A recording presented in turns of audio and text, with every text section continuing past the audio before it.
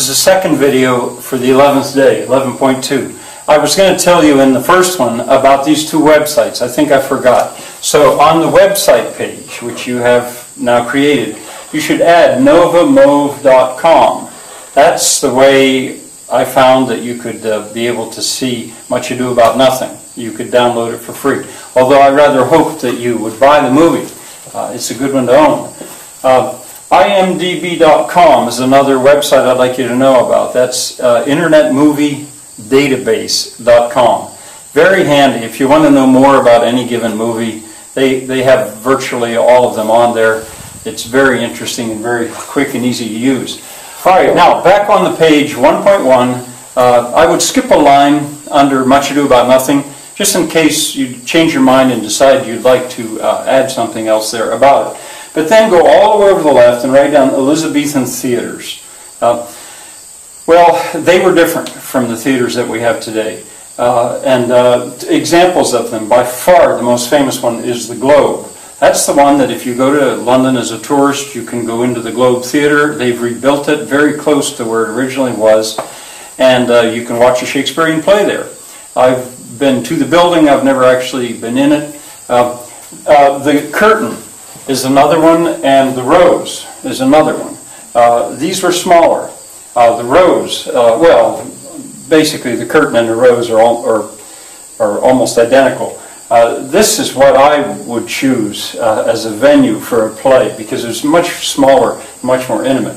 Now, forgive my bad drawing. You can probably do much better. But anyway, to give you an idea, this is a bird's eye view flying over an Elizabethan theater. And to do this, sorry about those sounds. I'm in a barn, and when a car goes down a road, I see the car going, I hear the car, you hear it. Eventually I'll shut the doors and you won't hear it so much. If you'll make an 8-sided donut, you can probably do that. Make another one outside that, or just an octagon, I say. Another one outside it, and then a third one. You can probably do that.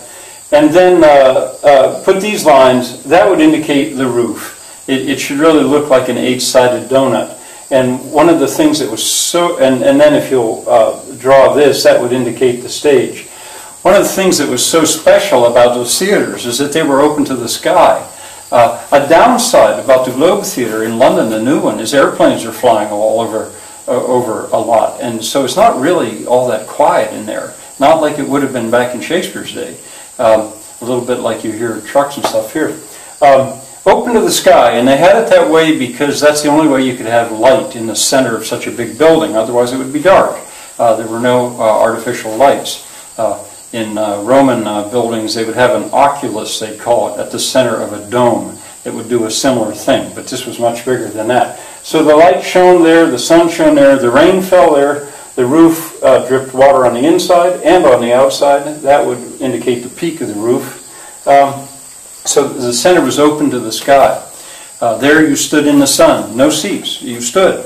And that's the way it is in London, too. If you go to see a play in the Globe Theatre, and you're down here, you're going to have to sit.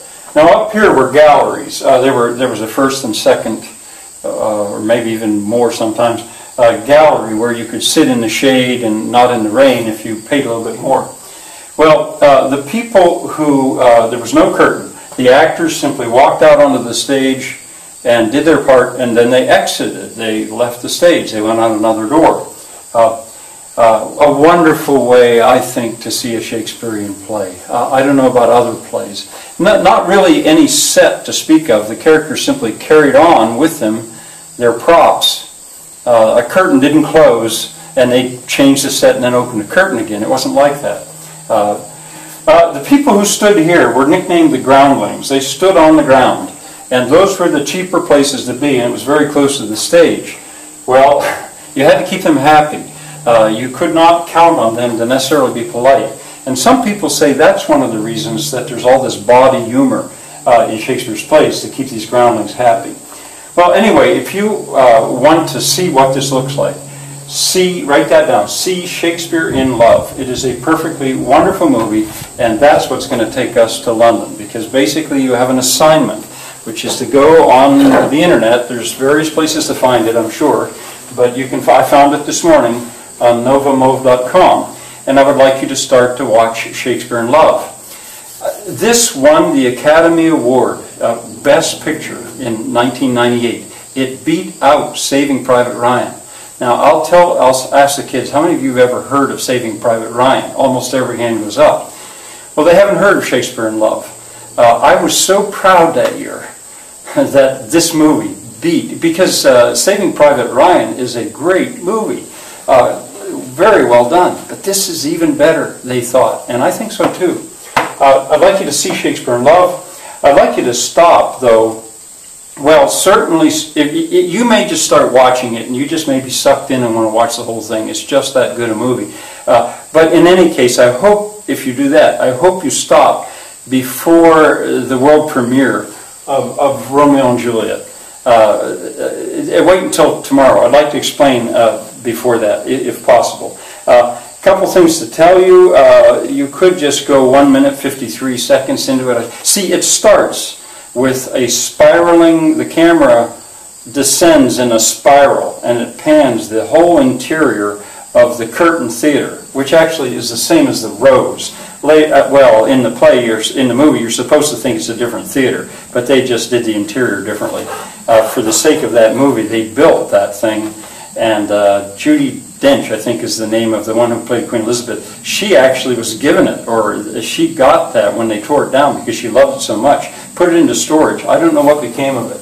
All right, but if you decide to go on, I would, if you're worried about, this is probably rated R. I imagine it is. Stop at 7 minutes 20. I would certainly go no further than that when I was teaching public school. Now, there's a lot of body humor in there. There's a lot of body humor. But a couple other things to tell you about. I got to go quickly here because I'm afraid the video will be too long.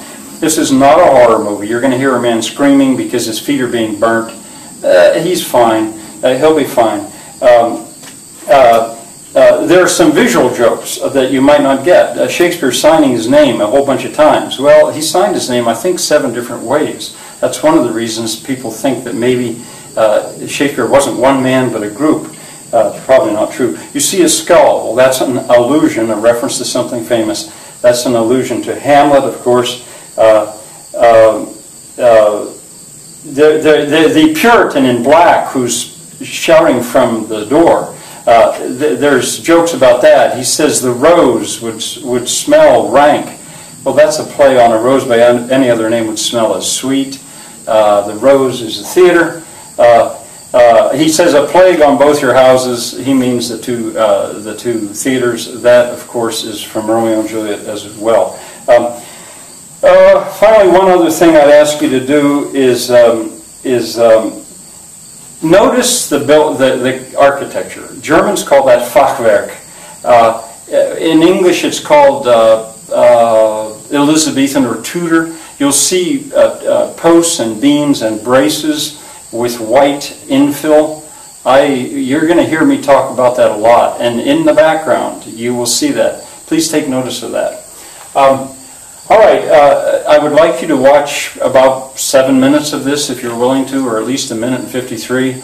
And again, I'd like you to stop if you can before you get to the end. I'll see you tomorrow, I hope.